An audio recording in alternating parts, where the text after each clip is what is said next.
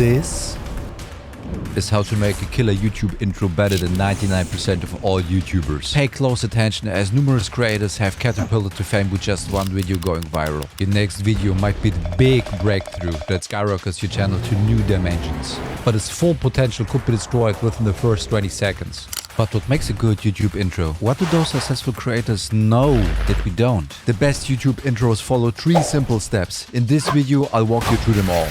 Now, let's get to work. So the first step when creating intros is often the most overlooked. Picture this, you create a fantastic video, but the title and thumbnail are quickly thrown together afterwards. Because after all, you made a great video, so the title and thumbnail are not as important as the actual video, right? Wrong. Focusing on the content first, rather than the critical elements that draw the viewers in, is a common mistake. Your audience doesn't see the brilliance behind the click.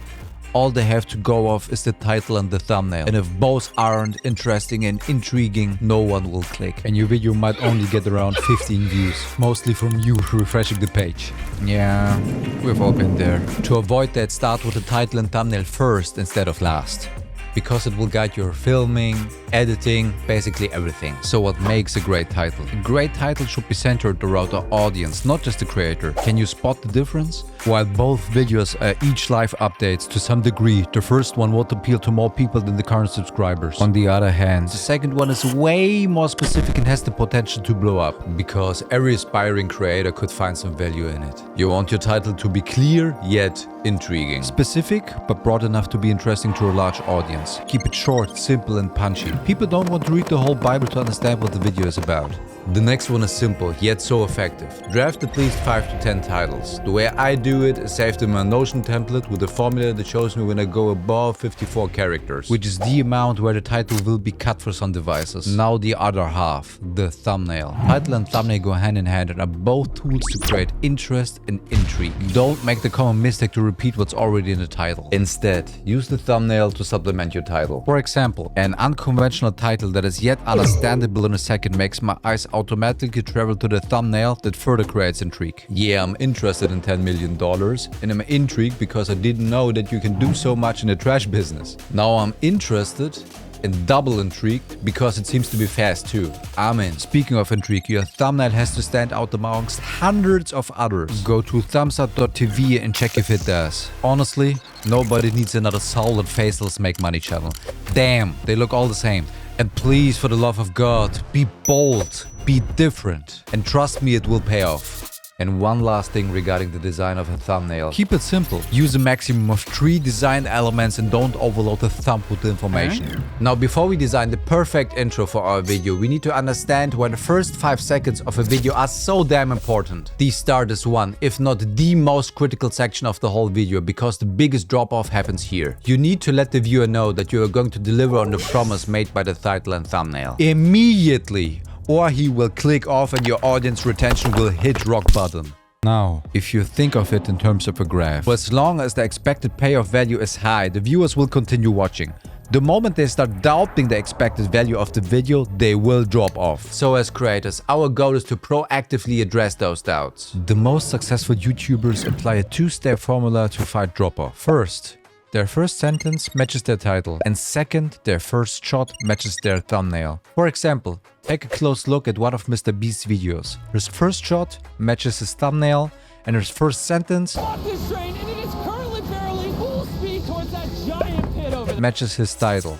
And one pro tip here. Use subtitles to underline what your video is about, because audio is by default turned off for YouTube's autoplay feature. Your viewer could be chilling on the couch, the TV is on, yet he's playing around with his phone. In order to win his attention, your intro should be captivating enough to draw someone in, even if they don't hear a damn thing. Now that you have your first 5 seconds planned out, it's time for the final construction of your intro. And this is where it gets interesting. I have to warn you, this might change your YouTube experience from now on, because you will start seeing this everywhere. The best creators use the remaining 20 to 25 seconds to open one or more curiosity gaps. This could either be done visually, showing a striking shot. Laser mazes that we built for this video.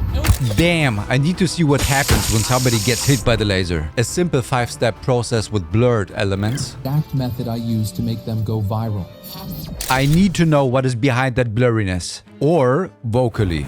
At the end of this video, you will have a viral strategy. A viral strategy? Sounds promising. Let's go. Here's another one. Like if I told you right now that I was going to show you how much YouTube has paid me so far at the end of this video, and yes, by the way, I will actually show you that. Money always catches eyeballs because we think that someday maybe we will be able to replicate these results, right? See, our brains are wired to seek closure to interesting questions posed during the intro. Before the first curiosity gap will be closed, we will commonly face elements that are contextually relevant to the main storyline, which usually include these two magical words. But first, But first, let me just explain what I was thinking. This is called a loop. A loop is basically a second hook, in a different way to make people curious by posing another interesting question which will be closed later during the video. So, these are the ingredients for a killer YouTube intro, but it's how you put them together that take an average intro into a truly killer one. The best creators construct their intro by using the following 3 steps. Step 1. Cut to a new shot about every 1.7 seconds. Step 2. Have about 19 shots in the first 30 seconds. The way I do it is to use Notion with the word counter, which results in a cut for approximately every 6 to 7 words spoken. Step 3. Only use about 20% or about 6 seconds of talking head footage in the first 30 seconds. And for the remaining 80%, use B-roll to reinforce the concept of the video. By applying these 3 steps, you front load the stimulus of your viewer, which helps you to get them invested into the video and suck them in. Now, congratulations, half the battle is won. As at this stage, the probability of users dropping off from this point onward declines significantly, thanks to a psychological concept called the sunk cost fallacy, where the longer a viewer has watched the video, the more resistance he feels in dropping off, because of the time he has already invested in watching the video till that point. Remember the last time you've watched a shitty movie but you're already halfway through and think to yourself, I've already watched the first half, now I want to know how it turns out. Yep. That's sunk cost fallacy. So with that being said, here's the full recipe on how to make a killer intro packed in a single video and a cheat sheet of everything we talked about. Press pause and take a screenshot if you think that it will help you out. Take your time to get these things right and I have no doubt that you will see better results in your next video. YouTube is hard, man. It's a game of persistence and constant improvement. And if you don't believe in yourself, trust me, nobody else will. So get your and start uploading. Alright, that's gonna be it for today. Appreciate the support and catch you guys in the next one.